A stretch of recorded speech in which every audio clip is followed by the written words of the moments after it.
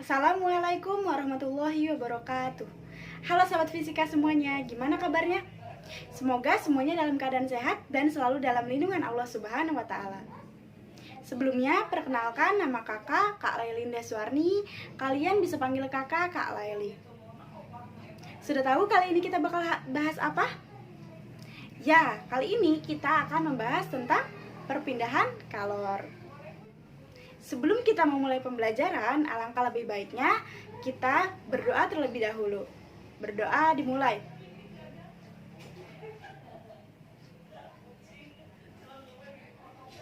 Berdoa selesai. Sebelumnya kakak mau tanya dulu nih. Siapa dari sahabat fisika semua yang suka membantu pekerjaan rumah? Wah, banyak ya. Hebat. Berarti sudah tidak asing dong ya sama yang namanya dapur dan peralatan dapur. Oke, kalau gitu mari kita simak video berikut ini.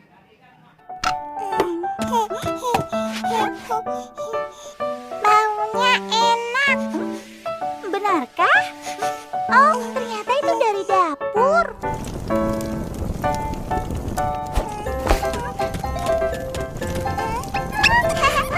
Awas, itu sangat panas. Tapi kami ingin memakannya sekarang. Duduk dan tunggu di sana. Ayah akan membawakannya untuk kalian.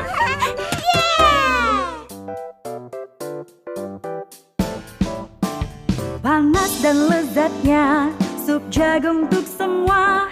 Hati-hati sup panas, hati-hati panci panas. Duduklah sekarang, tunggu ayah datang. Dan inilah dia, nikmati sup lezat. Sudah disimak videonya? Bagus. Nah, tadi dalam video tadi itu terlihat bahwasannya si kartun menggunakan alas kain untuk mengambil pancinya. Kira-kira biar apa tuh pakai alas kain? Ya, biar tidak kepanasan tangannya. Tapi kan yang panas itu supnya. Lalu kenapa panci dan gagangnya ikut panas? Kenapa? Yaudah, yuk kita cari tahu jawabannya. Sebelumnya kalian sudah tahu kan apa itu kalor? Ya, kalor itu adalah energi. Kalor biasanya berpindah dari benda yang bersuhu tinggi ke benda yang bersuhu rendah. Nah, ada 3 cara kalor berpindah. Yang pertama yaitu dengan cara konduksi, yang kedua dengan cara konveksi, dan yang ketiga dengan cara radiasi. Apa itu konduksi, konveksi, dan radiasi? Yuk kita bahas satu-satu. Pertama, kita bahas konduksi dulu ya. Apa itu konduksi? Konduksi adalah perpindahan kalor melalui zat padat yang tidak ikut mengalami perpindahan. Dalam artian, perpindahan kalor pada suatu zat tidak disertai dengan perpindahan partikel-partikelnya. Coba kita lihat contoh perpindahan kalor secara konduksi berikut ini. Terlihat bahwasannya ada sebuah batang logam yang salah satu ujungnya dipanaskan. Nah, lama-kelamaan ujung logam yang lainnya akan terasa panas juga. Mengapa demikian? Karena partikel-partikel yang ada di ujung logam yang sedang dipanaskan tersebut akan bergetar, dan lama-lama getarannya akan semakin membesar, yang artinya energi kinetiknya juga akan semakin membesar, sehingga partikel tersebut menyentuh partikel yang lainnya. Nah, begitu seterusnya sampai ke ujung logam yang lainnya, sehingga ujung logam yang lainnya pun akan terasa panas. Terlihat ya bahwasannya yang berpindah itu hanyalah kalornya, sedangkan partikel-partikelnya tidak ikut berpindah. Lalu apalagi sih contoh konduksi dalam kehidupan sehari-hari?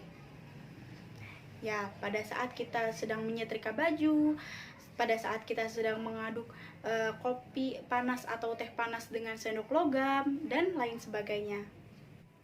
Lalu, bagaimana cara kita untuk mengetahui besar laju perpindahan kalor secara konduksi ini? Ya, untuk mengetahui besar laju perpindahan kalor secara konduksi ini, kita dapat menggunakan rumus H sama dengan K dikali A dikali delta T per D, di mana H-nya adalah kelajuan hantaran kalor, A-nya adalah luas permukaan, delta T-nya adalah perubahan suhu, D-nya adalah tebal lapisan, dan K-nya adalah konduktivitas termal. Apa itu konduktivitas termal? Konduktivitas atau kehantaran termal adalah besaran intensif suatu bahan yang menunjukkan kemampuan suatu benda untuk menghantarkan kalor. Oleh karenanya, semakin besar nilai K atau semakin besar nilai konduktivitas termal suatu zat, maka semakin mudah untuk benda itu menghantarkan kalor. Pada umumnya, jika suatu benda mudah menghantarkan kalor, berarti dia juga mudah untuk menghantarkan listrik. Jika ditinjau dari konduktivitas termal atau daya hantar kalor, benda digolongkan menjadi dua macam, yaitu 1 konduktor, 2 isolator. Konduktor adalah bahan yang mampu menghantarkan kalor dengan baik, yaitu bahan yang mempunyai nilai konduktivitas termal yang besar. Contohnya adalah besi, aluminium, tembaga, dan lain sebagainya. Sedangkan isolator adalah bahan yang menghantarkan kalor dengan buruk atau bahan yang sulit menghantarkan kalor. Bahan yang bersifat isolator itu biasanya memiliki nilai konduktivitas termal yang kecil. Contoh bahan isolator yaitu seperti karet, plastik, kayu, bata, dan lain sebagainya. Nah, itu alasannya kartun dalam video yang di awal tadi memegang panci yang berisikan sup panas itu menggunakan alas berupa kain, karena untuk menghalangi panas mengalir ke tangannya, sehingga tangannya tidak kepanasan. Perpindahan kalor selanjutnya yaitu dengan cara konveksi. Apa itu konveksi?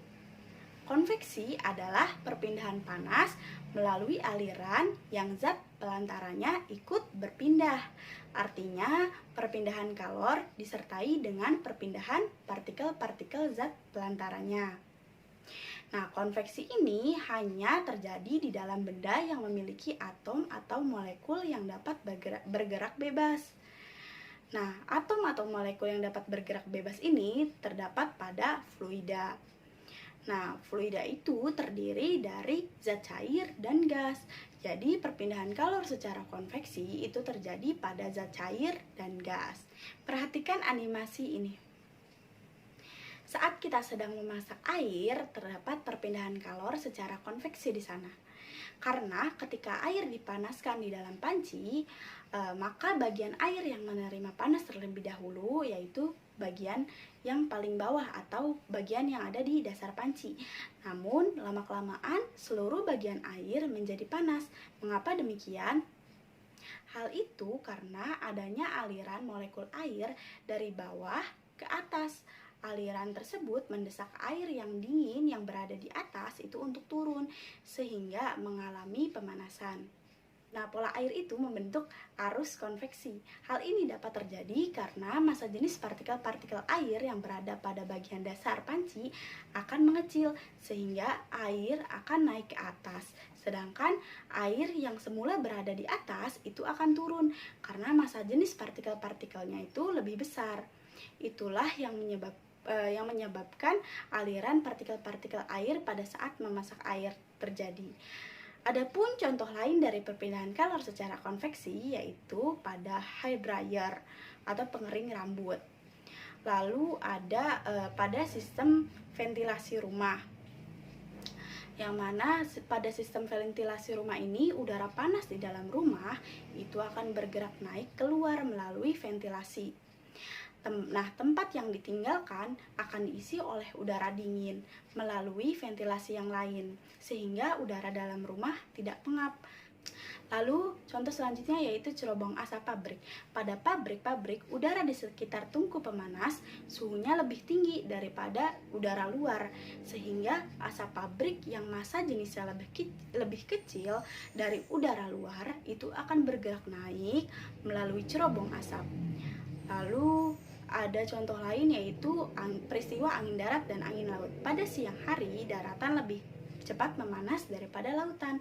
Udara di daratan memuai sehingga massa jenisnya mengecil dan bergerak naik ke atas. Tempat yang ditinggalkan akan diisi oleh udara dingin dari lautan, maka terjadilah angin laut. Sebaliknya, pada malam hari, daratan lebih cepat dingin daripada lautan. Udara di atas laut memuai, massa jenisnya mengecil, lalu bergerak ke atas. Nah, tempat yang ditinggalkannya akan diisi oleh udara dingin dari daratan, maka terjadilah angin darat. Untuk mengetahui besar laju perpindahan kalor secara konveksi, dapat digunakan persamaan H besar sama dengan H kecil kali A dikali delta T pangkat 4. H besar adalah laju perpindahan kalor, H kecil koefisien konveksi, delta T perbedaan suhu, A adalah luas permukaan benda. Dan yang terakhir yaitu perpindahan kalor secara radiasi. Nah, sebelumnya coba perhatikan gambar ini. Pernah gak sih dari sahabat fisika di sini yang berpikir bagaimana sih panas dari matahari bisa sampai ke bumi? Sedangkan kita tahu bahwa di antara bumi dan matahari itu terdapat lapisan atmosfer yang sulit menghantarkan panas baik secara konduksi maupun secara konveksi. Selain itu, di antara bumi dan matahari juga terdapat ruang hampa yang mana tidak memungkinkan terjadinya perpindahan kalor.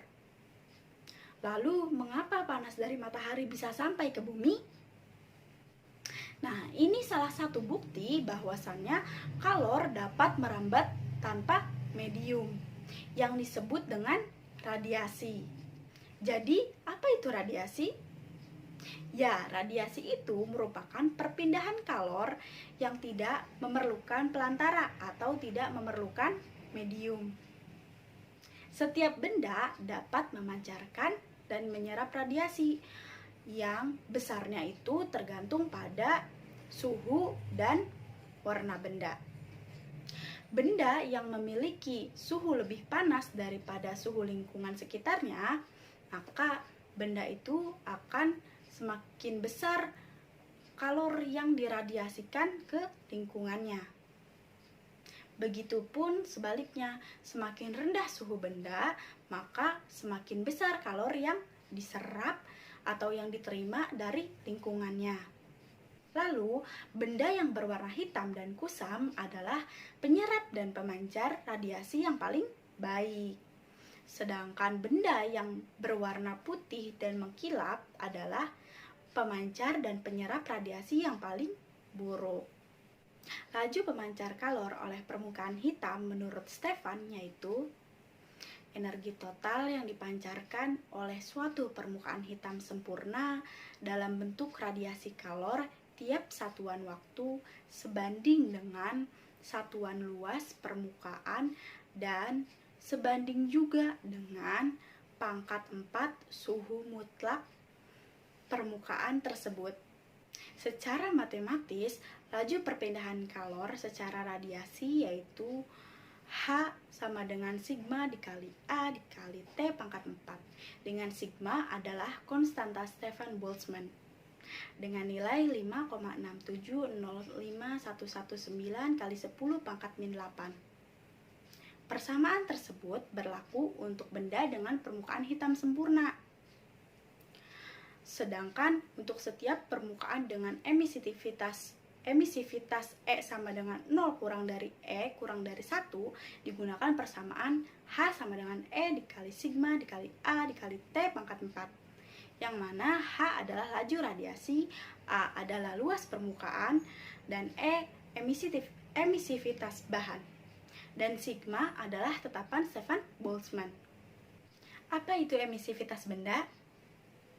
Emisivitas benda menyatakan suatu ukuran seberapa besar pemancar radiasi kalor suatu benda dibandingkan dengan benda hitam sempurna. Dan besarnya itu bergantung pada sifat permukaan benda. Untuk benda pemantul sempurna, nilai emisivitas E-nya yaitu 0.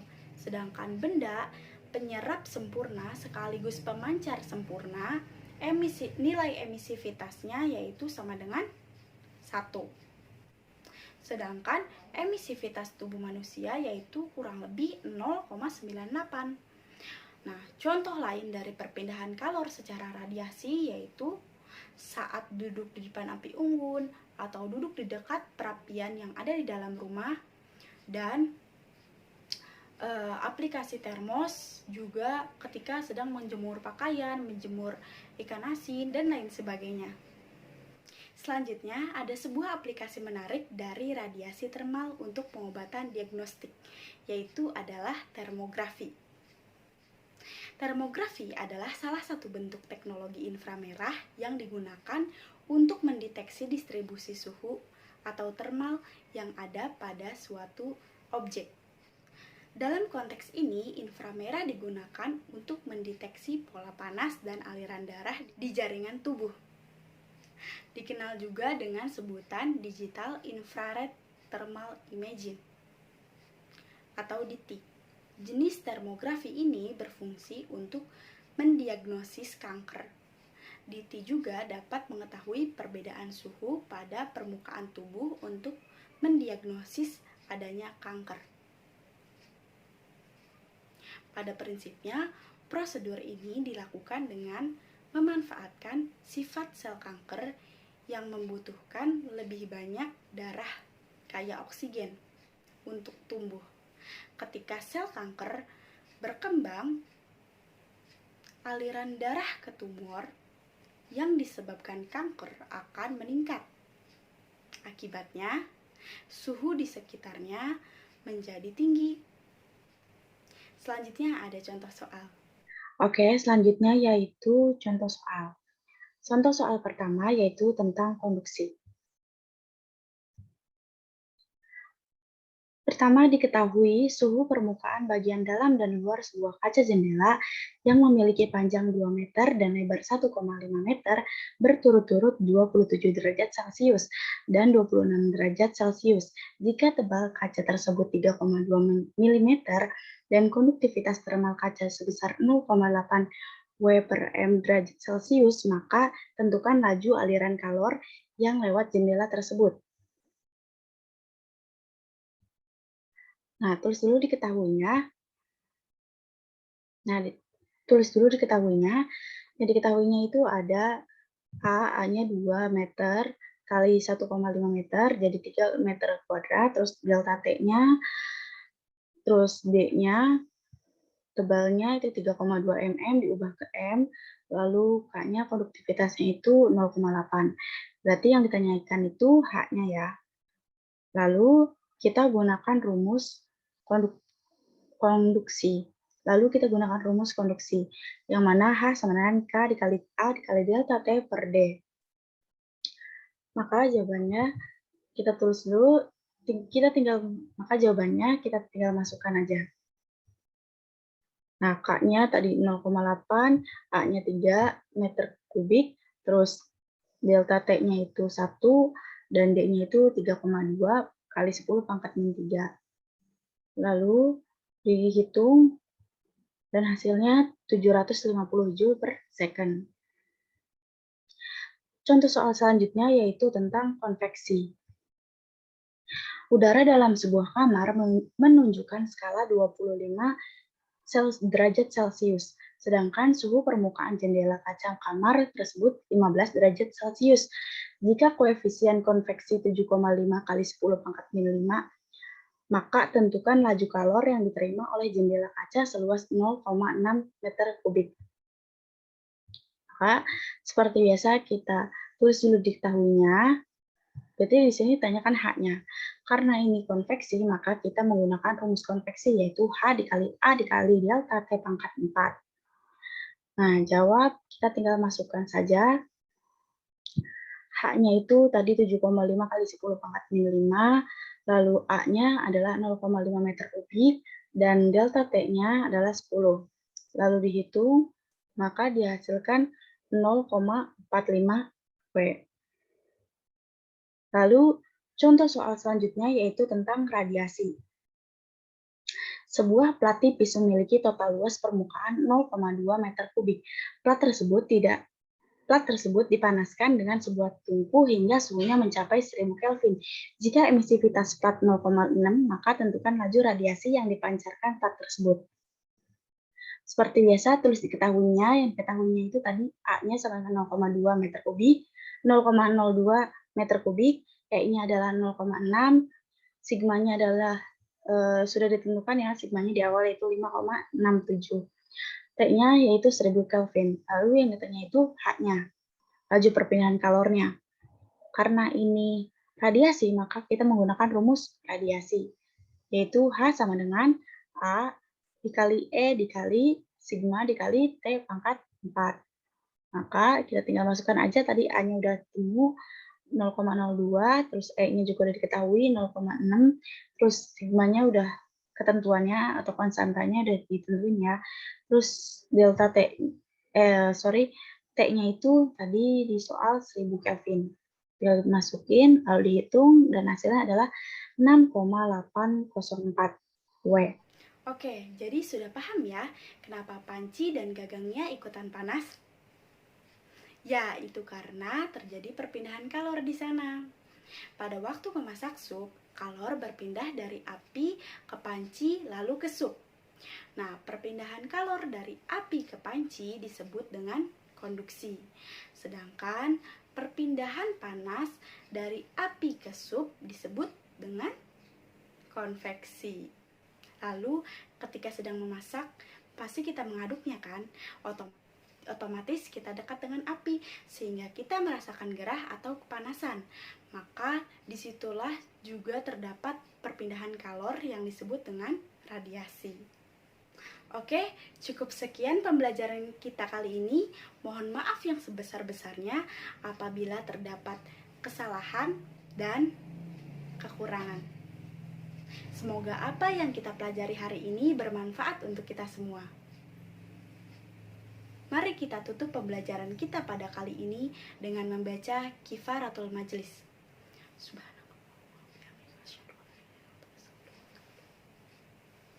Baik, sampai jumpa di lain waktu. Wassalamualaikum warahmatullahi wabarakatuh.